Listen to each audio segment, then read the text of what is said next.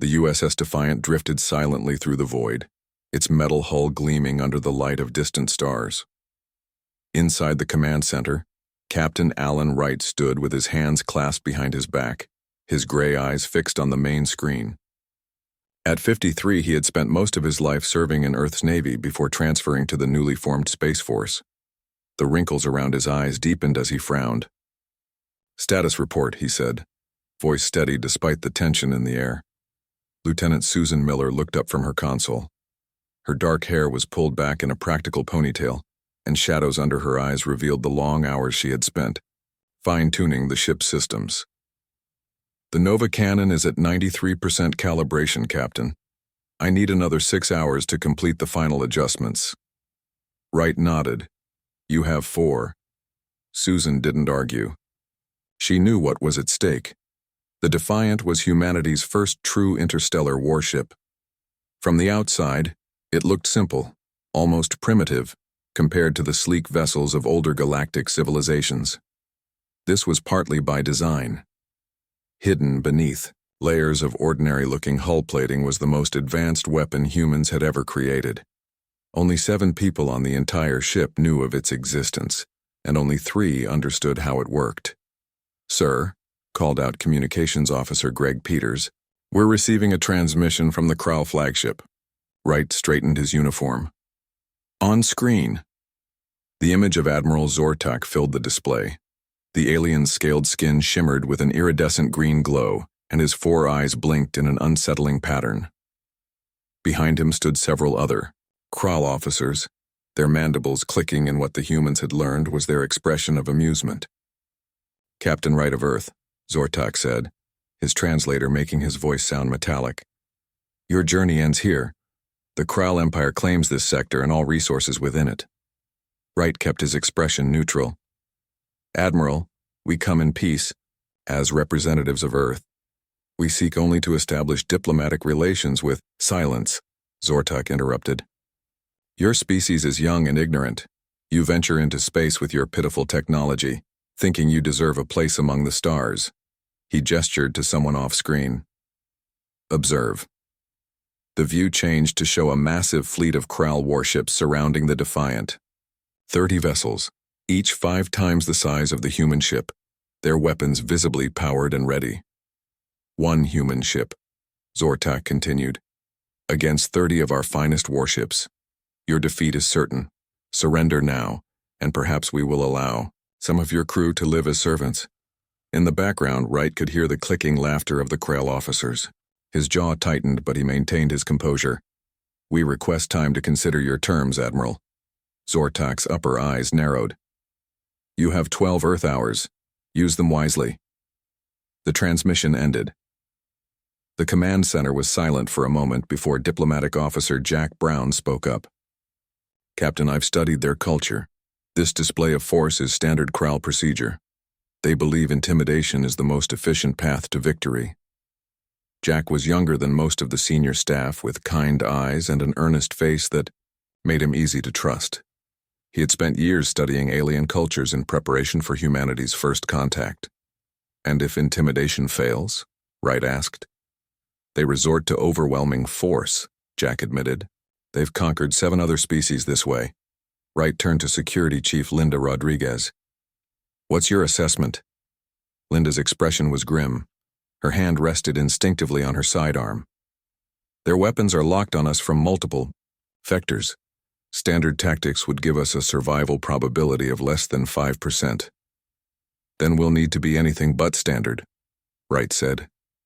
He pressed a button on his chair. "Chief Engineer Davis, report to the command center. Bring the Nova specs." 5 minutes later, Paul Davis arrived. The engineer was in his 40s, with oil stains on his uniform and hands that never seemed to stop moving. He placed a secure tablet on the central table. "The Nova cannon," he explained, activating a holographic display.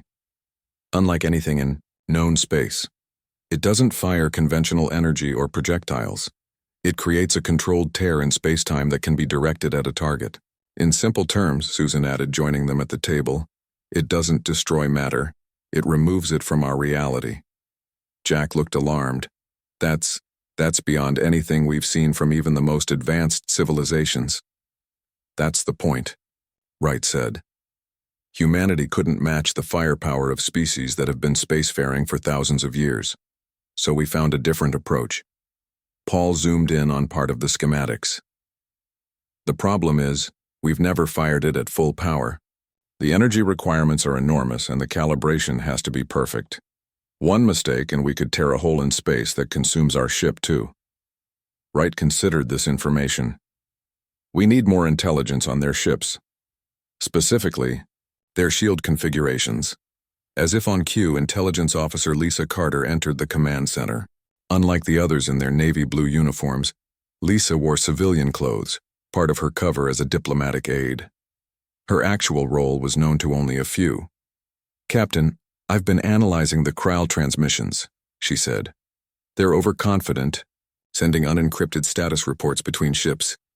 I've identified patterns in their shield modulations." She connected her device to the central display, showing complex waveforms. Their shields cycle through these 7 frequencies. If we time the Nova cannon to fire when they're transitioning between the 3rd and 4th frequency, we can maximize damage. Susan studied the data, eyes widening. This could work. We could tune the cannon to those exact frequencies. "How long would the window be?" Wright asked. 3 seconds, maybe less," Lisa replied. Wright looked around at his senior staff. These were the people Earth had chosen to represent humanity on its first major interstellar mission. They hadn't expected first contact to turn into a potential war, but they had prepared for the possibility. "We have 12 hours, Wright said. "Susan, Paul, finish the Nova cannon calibrations. Lisa, keep monitoring their communications for any changes. Linda, prepare defensive measures in case we need to buy more time. Jack, draft a response that will keep them talking without revealing our intentions." As the team dispersed to their tasks, Wright remained at the center table, studying the holographic display of the Krell fleet. 30 ships against 1. Overwhelming odds by any conventional measure. But the USS Defiant wasn't conventional. And neither was its captain. In the engineering bay, Susan worked frantically with Paul, making adjustments to the Nova cannon.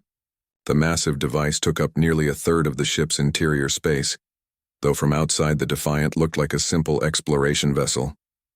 "If this works," Paul said quietly as they recalibrated a particularly sensitive component, "it changes everything. Humanity goes from newcomer to major power overnight."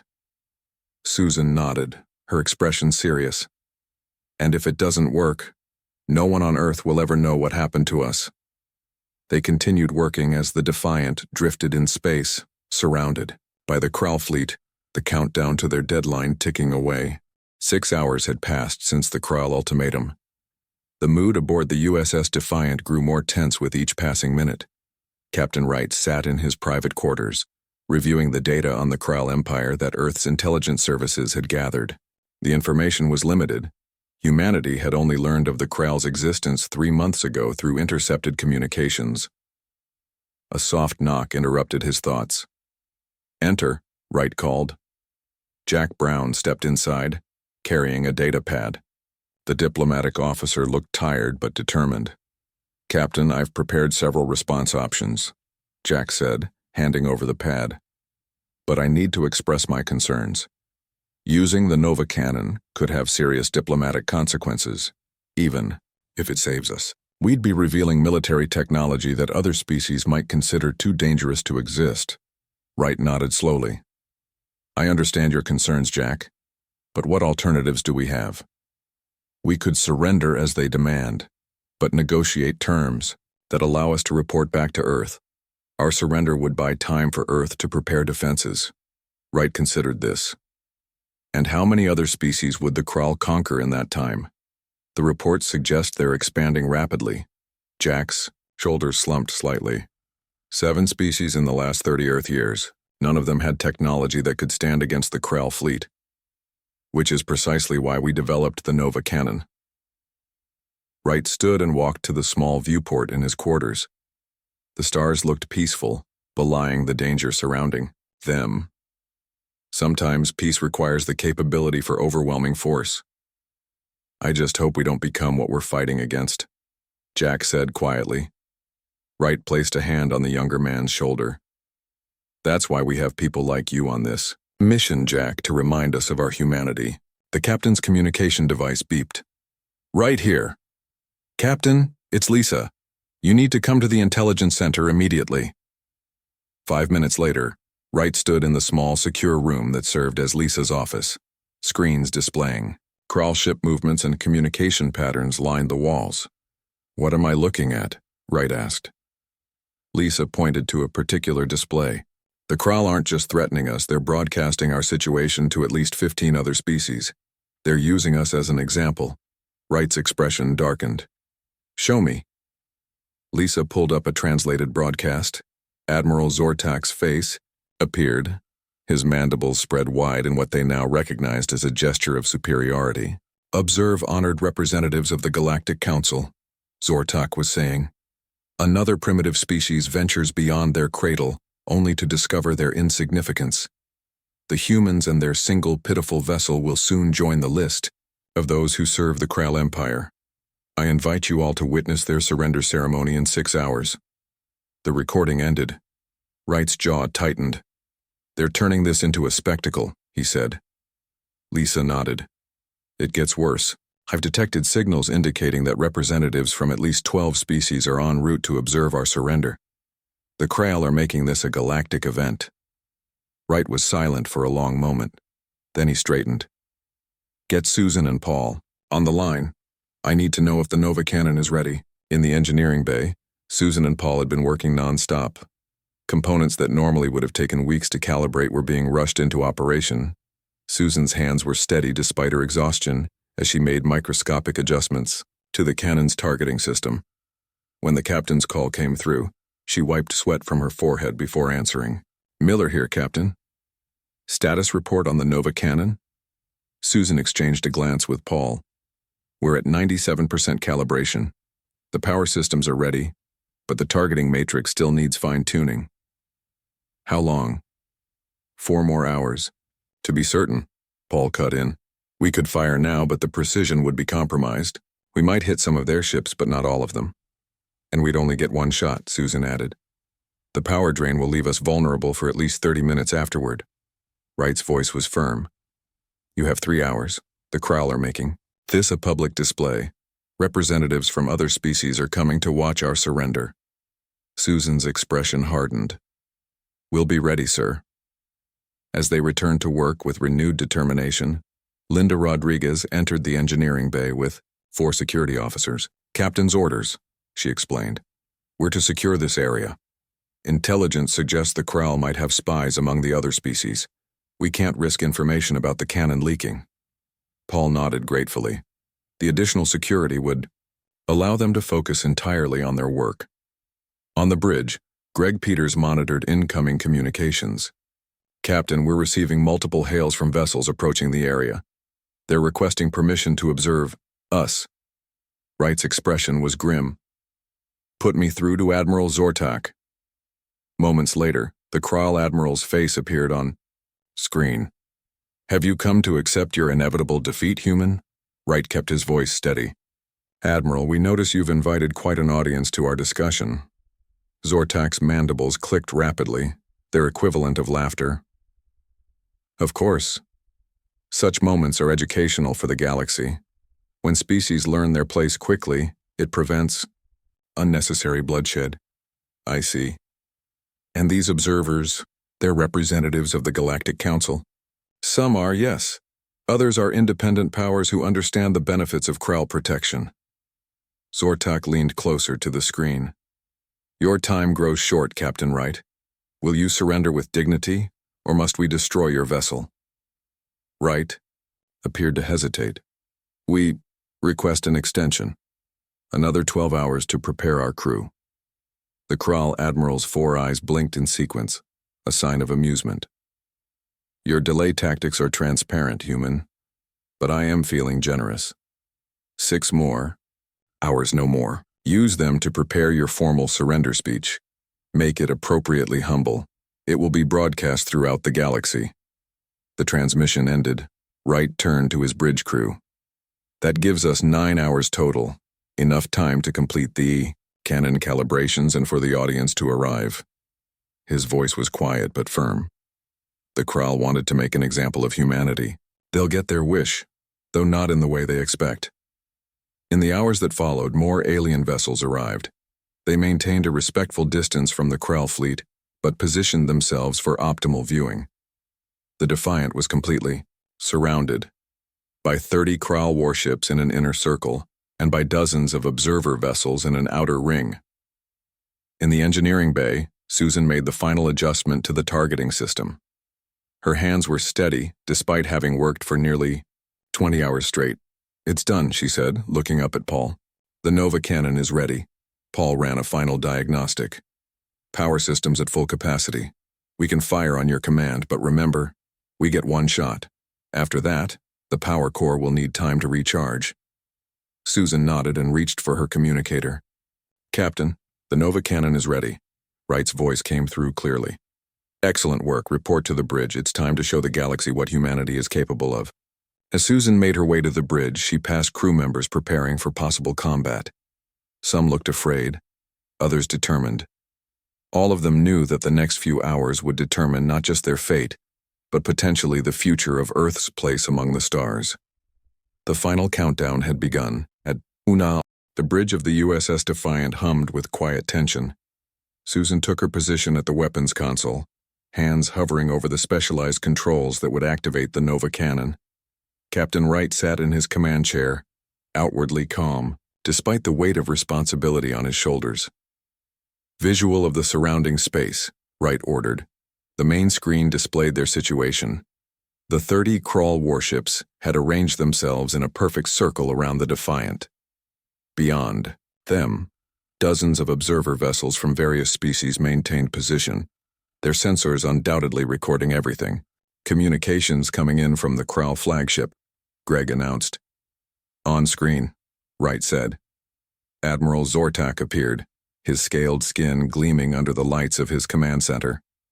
Behind him stood several high-ranking Krall officers and what appeared to be representatives from other species, guests invited to witness humanity's submission. "Captain Wright," Zortak said, his mandibles moving in what they now recognized as a smile. "Your time has expired. Are you prepared to surrender your vessel and pledge humanity's service to the Krall Empire?" Wright rose from his chair, straightening his uniform. His next performance would be crucial. "Admiral," he began, his voice slightly shaky, a deliberate affectation. We have discussed your terms. The crew of the Defiant is prepared to surrender." Zortak's 4 eyes blinked in sequence, showing his satisfaction. "Excellent. As is customary, you will now kneel before the view screen and recite the oath of submission. The translation has been sent to your communications officer." The bridge crew exchanged glances. This humiliation was not unexpected, but it still stung. "Before I do so," Wright said, his voice gaining a slight tremor, "may I address my crew one final time as their captain?" The Krall Admiral's mandibles clicked in amusement. "Such sentiment is typical of young species. You may have 2 minutes, Captain. Then you will kneel." "Thank you, Admiral." Wright turned away from the screen, facing his bridge crew. When his back was to the camera, his expression changed completely, from defeated to determined. He spoke loudly enough for the Krall to hear, but his words were carefully chosen. "Crew of the Defiant, we have traveled farther from Earth than any humans before us. We came seeking peaceful contact with new civilizations." He paused, making eye contact with Susan. "Instead, we found that the galaxy can be a harsh place where strength determines survival." Susan nodded slightly, understanding the hidden message. She began entering commands into her console, preparing the Nova cannon's firing sequence. Wright continued, "In accordance with my authority as captain, I hereby surrender command of this vessel." This was the code phrase they had agreed upon. Not surrender, but the signal to initiate their plan. Throughout the ship, crew members moved to battle stations. In engineering, Paul diverted additional power to the weapon systems. In security, Linda and her team prepared for possible boarding attempts should their plan fail. On the bridge, Wright turned back to face the screen. "Admiral, where would you like me to kneel?" Zortak was practically gleeful. "Directly before the view screen, human. All cameras should capture your submission clearly." Wright nodded and slowly walked forward, as if resigned to his fate. As he did so, he gave a hand signal behind his back, 3 fingers extended. Lisa, monitoring the Kral communications from her station, spoke quietly. "Shield frequency shifting in 10 seconds. Mark." Wright knelt down slowly, extending the moment. "Begin." "The oath," Zortak commanded. Wright cleared his throat and began reading from the text Greg had reluctantly displayed on a small screen. "I, Captain Alan Wright of Earth, acknowledge the supremacy of the Kral Empire and shield frequency. Shift now," Lisa whispered. Wright immediately stopped reading and looked up at the screen. His voice changed completely, becoming strong and clear. "Admiral Zortak, humanity does not surrender to bullies no matter how advanced their technology." Confusion crossed the Kral Admiral's face, quickly turning to anger.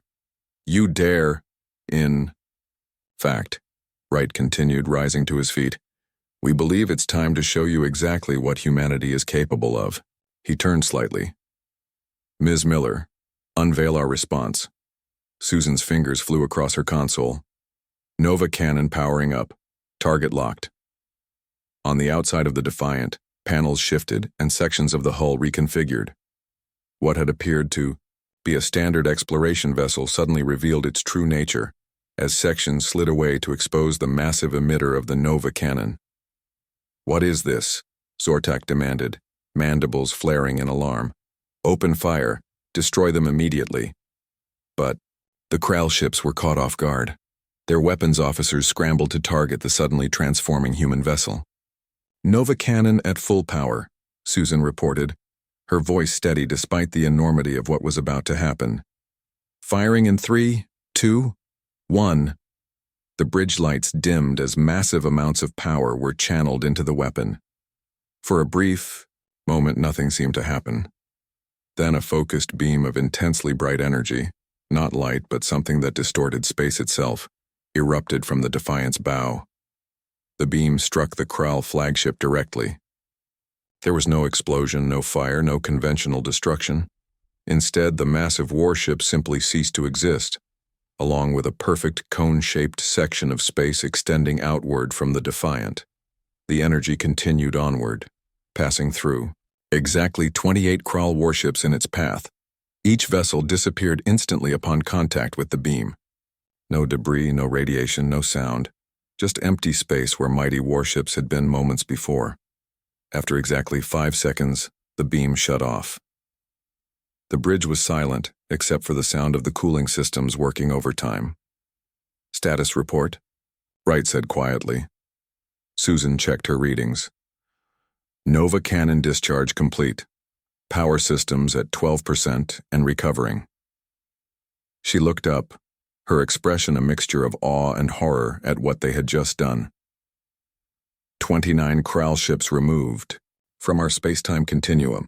2 remain, outside the beam's trajectory. On the main screen, the view showed the aftermath. Where a proud fleet had stood in formation, now there was mostly empty space. The 2 surviving Kral vessels were already turning, preparing to flee. The observer ships had backed away, their sensors undoubtedly recording everything. "Open a channel to all vessels," Wright ordered. Greg's hands trembled slightly as he complied. "Channel open, sir." Wright stood tall, his voice clear and firm. "This is Captain Alan Wright of the Earth vessel USS Defiant. What you have witnessed is humanity's response to threats against our existence. The Nova cannon is a weapon of last resort, one we hoped never to use." He paused, letting his words sink in. "To the surviving Kral vessels, you are free to depart. Return to your empire and deliver this message. Earth seeks peaceful relations with all species, but we will defend ourselves when threatened. Remember this day before you mistake patience for weakness." The 2 Kral ships accelerated away, disappearing into faster-than-light travel within moments. Jack approached the captain, his expression troubled. "Sir, The representatives from the Galactic Council are hailing us. Wright nodded. Put them through. The screen changed to show a diverse group of alien faces. Their expressions were difficult to read, but their body language suggested shock and recalculation. A tall, slender alien with luminous blue skin spoke first. Captain Wright of Earth, I am Counselor Nara of the Galactic Council. What we have witnessed today is unprecedented. The Krall have dominated this sector for centuries. No species has ever challenged them successfully. We didn't come looking for a fight, Counselor, Wright replied. We sought only peaceful contact and fair treatment. Yet you possessed a weapon of incredible power, another counselor said, this one resembling a humanoid feline. Why would a peaceful species create such a thing? Wright's answer was simple. Because the universe is vast and we didn't know who we might meet. Today has proven the wisdom of that preparation. The counselors conferred among themselves briefly before Nara spoke again. The Galactic Council would like to establish formal diplomatic relations with Earth. Your demonstration today has altered the balance of power significantly. Wright glanced at Jack, who nodded encouragingly. We would welcome that, Counselor. That was our original mission before the Krall intercepted us. We will arrange a proper meeting, Nara said. Until then, Captain Wright, the stars have new stories to tell about humanity. The transmission ended. The bridge crew looked at each other, the full impact of what they had accomplished beginning to sink in. What happens now, Captain? Greg asked quietly. Wright looked at the view screen, where distant stars shone peacefully against the black of space. Now, Mr. Peters, we do what we came here to do. We make friends, establish trade, and ensure that humanity has a place among the stars. He paused. And we hope that we never have to fire that cannon again. 3 days had passed since the Nova cannon had changed the galaxy's power structure. The USS Defiant remained in the same sector, now surrounded by diplomatic vessels rather than warships. Captain Wright sat in the ship's conference room, joined by Jack Brown and 2 other crew members selected for the first official meeting with the Galactic Council representatives. Remember, Jack said, reviewing his notes one final time, the Council consists of 17 species, but only 7 representatives are coming today. Each one speaks for multiple worlds. Wright nodded. Our goal is simple. Establish that Earth wants peaceful relations but will defend itself if necessary. The Nova cannon has already made that point rather clearly, Susan commented. She had been invited to the meeting as the weapon's chief engineer. Dark circles under her eyes showed that she had barely slept since the confrontation with the Krall. Perhaps too clearly, Jack said with concern. Some council members see us as a potential threat now.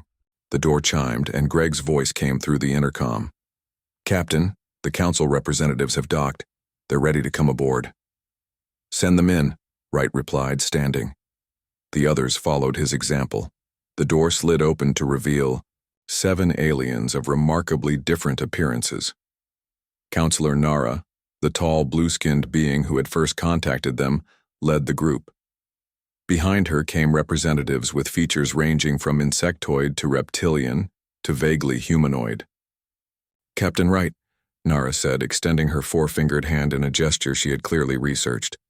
On behalf of the Galactic Council, I thank you for hosting this historic meeting. Wright shook her hand carefully. The honor is ours, Counselor. Please be seated. The aliens took their places around the conference table. Some required special accommodations. The insectoid representative perched on a raised platform, while another, being resembling a jellyfish, hovered in a containment field of shimmering energy. Let us speak plainly, said a reptilian counselor, with golden scales. 3 days ago, your single vessel destroyed 29 Krall warships with a weapon unlike anything we have seen in our 1,000 years of space travel. Wright nodded. That is correct, Counselor. Drex of the Saurian Collective, the reptilian replied. Your weapon removes matter from existence without heat, radiation, or debris. This technology is disturbing. It was developed for defensive purposes only, Susan interjected. The Nova cannon requires enormous power. We cannot fire it repeatedly or use it for conquest even if we wanted to. The jellyfish-like being pulsed with colors that the translator converted to speech. Yet you created it. Why would a species new to interstellar travel invest such resources in a weapon rather than exploration technology? Jack leaned forward slightly. If I may, Earth's history has taught us to be cautious. We hoped to find friendly species among the stars. But we prepared for the possibility that not all encounters would be peaceful. A wise precaution, said Nara. The Krall have subjugated 7 species in recent decades.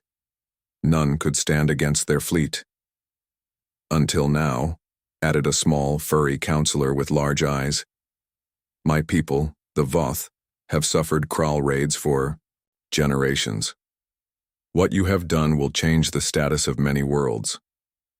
Wright spread his hands in a gesture of openness. Earth wishes to join the galactic community as equals, not conquerors. We seek trade, cultural exchange, and mutual defense. The counselors exchanged glances.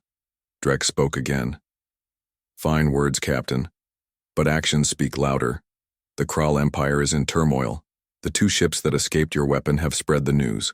Already 3 subjugated worlds have declared independence. We didn't intend to destabilize an empire, Wright said, concerned. Didn't you? Asked the insectoid representative, its mandibles clicking in a way reminiscent of the Krall. You arrived in our sector with a superweapon and demonstrated it to the entire galactic community. Jack intervened smoothly. Counselor, with respect, the Krall gave us no choice. They demanded our surrender and threatened Earth with invasion. Our response was proportional to the threat. The meeting continued for hours with questions about Earth, human history, and most importantly, the Nova Cannon. Susan provided technical details without revealing the core principles that made the weapon function. The cannon creates a temporary disruption in space-time, she explained. Matter within the affected area is displaced to another dimensional plane. The effect is precisely controlled and dissipates after exactly 5 seconds. Could such technology be adapted for peaceful purposes? Asked Nara. Transportation, perhaps, or energy production? Susan hesitated. Theoretically, yes, but the research is in early stages. As the meeting neared its conclusion, Counselor Nara stood. The Galactic Council has reached a preliminary decision. We extend an invitation to Earth to become an observing member of the Council, with the possibility of full membership after a probationary period of 5 standard years. Wright and Jack exchanged a glance of satisfaction. This was better than they had hoped for. Additionally, Nara continued, we request that Earth share defensive technology, not the Nova Cannon itself, but conventional systems that might help worlds currently under Krall occupation. We would be willing to discuss technology exchange, Wright agreed cautiously, though some systems remain classified for now. After the counselors departed, Wright returned to the bridge. The crew looked at him expectantly. It went well, he told them. Earth has been offered observing status on the Galactic Council. Lisa approached with a datapad. Captain, while you were meeting with the Council, I've been monitoring communications throughout the sector. The news about the Defiant has spread faster than we anticipated. She displayed a galactic map with highlighted sectors. In these areas, formerly under Krall control, 3 worlds have already declared independence. And here, she pointed to another region, 2 other aggressive empires have pulled back their border fleets, apparently concerned about encountering Earth vessels. Wright frowned. We've altered the balance of power more than we intended. Is that a bad thing? Linda asked from her security station. The Krall were conquerors, those worlds deserved freedom. Perhaps, Wright acknowledged. But rapid change can lead to chaos, and now everyone will want what we have. On the main screen, a message appeared, an incoming transmission from Earth Command. Wright took a deep breath. Put it through, he ordered. Admiral Elena Carter's face appeared on screen. The head of Earth's Space Force looked both pleased and concerned. Captain Wright, she said, your report has caused quite a stir back home. The Nova Cannon's successful deployment exceeded all expectations. Thank you, Admiral. though I wish circumstances hadn't required its use. Carter nodded. The President has reviewed your situation. Your new orders are to establish formal diplomatic relations with the Galactic Council and gather as much intelligence as possible about the political situation following the Kral incident and the technology requests, Admiral. Several Council species are interested in defensive systems. Carter's expression grew serious. Share only what has been pre-approved in your mission parameters. The Nova Cannon remains strictly classified. Earth is suddenly a major power in the galaxy, Captain. We need to be careful how we use that influence. Understood, Admiral. After the transmission ended, Wright stood quietly for a moment, looking at the stars on the view screen. Susan approached him. Having second thoughts, Captain? She asked quietly. Not second thoughts, he replied. Just wondering what we've started. One shot from our ship has changed the course of several civilizations. Susan nodded. That's the thing about power, sir. Once it's used, you can't put it back in the box. Wright turned to his crew. Set course for the Council headquarters. We have a lot of work to do. As the Defiant prepared to depart, messages continued to pour in from worlds throughout the sector. Some offering friendship, others requesting protection, and a few expressing concern about humanity's new role in the galaxy. In just a few days, humanity had gone from newcomers to major players in galactic politics, and it had all started with a single shot from a ship that no one had taken seriously, until it was too late. 6 months had passed since the USS Defiant had demonstrated the Nova Cannon to the galaxy. The ship now orbited Earth, its mission complete. Captain Wright stood at the observation deck, watching his home planet spin slowly below. The blue-green world looked peaceful from this distance, unaware of how significantly its place in the universe had changed. Captain, a voice called from behind him. Wright turned to see Jack Brown approaching, dressed in a new diplomatic uniform rather than his former shipboard attire. Not my captain anymore, Wright said with a small smile. You're Ambassador Brown now. Jack shrugged modestly. Only assistant ambassador, but the promotion came faster than I expected. You earned it. Your work with the Galactic Council was impressive. The two men stood in comfortable silence for a moment, watching Earth. So much had happened in the past 6 months that it seemed like years. The council session starts tomorrow, Jack said finally. Earth's first official appearance as an observing member. Are you ready for your testimony? Wright nodded. As ready as I'll ever be. Every detail of the Kral encounter will be examined. Some council members still aren't convinced we use the Nova Cannon only as a last resort. They'll come around, Jack assured him. The Kral Empire's collapse has actually improved stability in 3 sectors. The liberated worlds have formed a defensive alliance rather than seeking revenge. And what about the technology requests? Wright asked. Every world seems to want their own version of our cannon. Jack's expression grew serious. That's the main topic for tomorrow's session. Earth has agreed to share some defensive systems, but not the Nova Cannon technology. It's too dangerous. A soft chime from Wright's communicator interrupted them. Right here. Captain, it's Susan. Can you come to the engineering lab? There's something you should see before the council session tomorrow. On my way, Wright replied. The engineering lab was located in a secure facility beneath the North American continent. Wright and Jack passed through 6 security checkpoints before reaching the reinforced doors. Inside, Susan waited for them, along with Paul and several other scientists who had worked on the Nova Cannon project. Captain, Ambassador, Susan greeted them. She looked different now, more confident, her former exhaustion replaced by purposeful energy. As the creator of the most powerful weapon known to humanity, she had become something of a celebrity, though most of her work remained classified. What's so urgent? Wright asked. Susan gestured to a holographic display showing complicated equations and diagrams. We've been studying the data from the Defiance encounter with the Kral, specifically the exact effects of the Nova Cannon. Paul stepped forward. We've made a discovery that changes everything. The matter affected by the cannon wasn't destroyed or even sent to another dimension as we initially thought. Then what happened to those ships? Jack asked. Susan adjusted the display to show a complex spatial model. They were displaced in time, not space. Our calculations suggest they were sent approximately 300 years into the future. Wright stared at the display in shock. Are you saying that 29 Kral warships will suddenly reappear 3 centuries from now? Yes, Susan confirmed, but in the exact same location. Since stars and galaxies move over time, they'll materialize in empty space, Wright finished the thought. Far from any inhabited systems. Precisely. The Nova Cannon doesn't destroy. It removes threats non-violently by displacing them in time. Jack looked troubled. This changes the ethical implications considerably. We need to inform the Council immediately. That's why we called you, Susan said. This information will significantly impact tomorrow's discussions. The next day, the Great Hall of the Galactic Council hummed with activity. Representatives from over 70 species filled the circular chamber.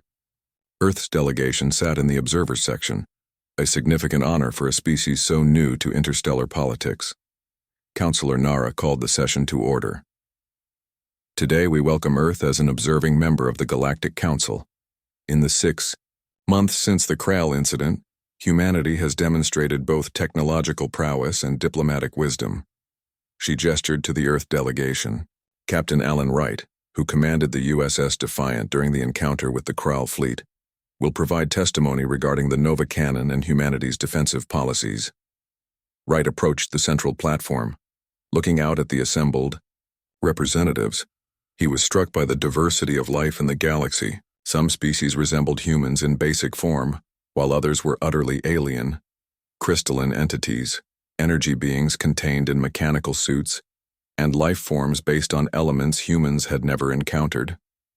Honorable counselors, Wright began. 6 months ago, the USS Defiant faced a choice: surrender to an aggressive empire or defend ourselves with an untested weapon. We chose defense not just of our ship but of Earth itself. He paused, letting his words sink in. Since then, much has changed. The Kral Empire has fragmented. Worlds once under their control now govern themselves. And Earth has found its place in the galactic community faster than we ever anticipated. Counselor Drex interrupted. And all because of your superweapon, a device that many council members believe is too dangerous to exist. Wright nodded. We understand those concerns. That's why I'm here to share new information about the Nova Cannon's true nature. A murmur ran through the assembly as Wright explained the recent discovery that the cannon displaced matter in time rather than destroying it. The revelation caused visible shock among many counselors. This changes our understanding significantly, Nara said when Wright finished. A weapon that removes threats without destruction is unprecedented, but still dangerous, added another counselor. Such technology could disrupt the timeline itself if misused. Jack stepped forward to join Wright. Earth recognizes this danger. That's why we propose the following.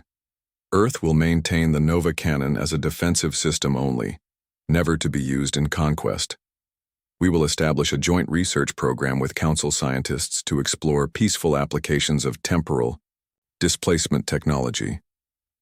The Council chamber erupted in discussion. After several hours of debate, Councilor Nara called for a vote.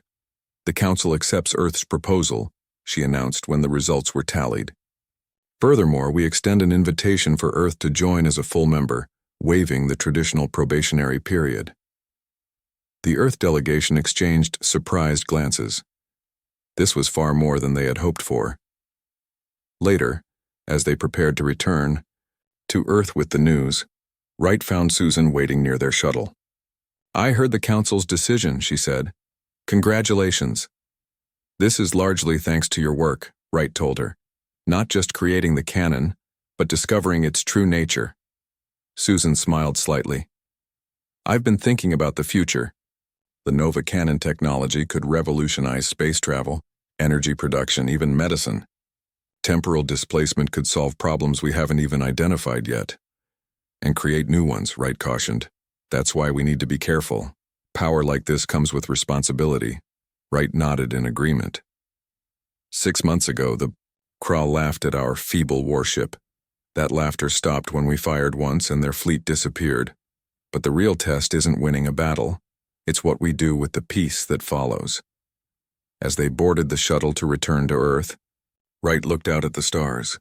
Humanity had proven itself among the galactic powers not just through strength but through wisdom. The Nova Cannon had changed everything, but the true measure of humanity would be how they used that change to build a better future, not just for Earth, but for all species who shared the vast, star-filled galaxy they now called home. In a distant corner of the galaxy, on a small Kral colony world, Admiral Zortak, now disgraced and exiled, watched news of Earth's acceptance into the Galactic Council. His mandibles clicked in quiet contemplation. The species he had once dismissed as primitive had reshaped galactic politics in mere months. Perhaps there was a lesson there, one that the Kral Empire had learned too late. Never judge a species by the appearance of their ships, for appearances can be the most effective deception of all.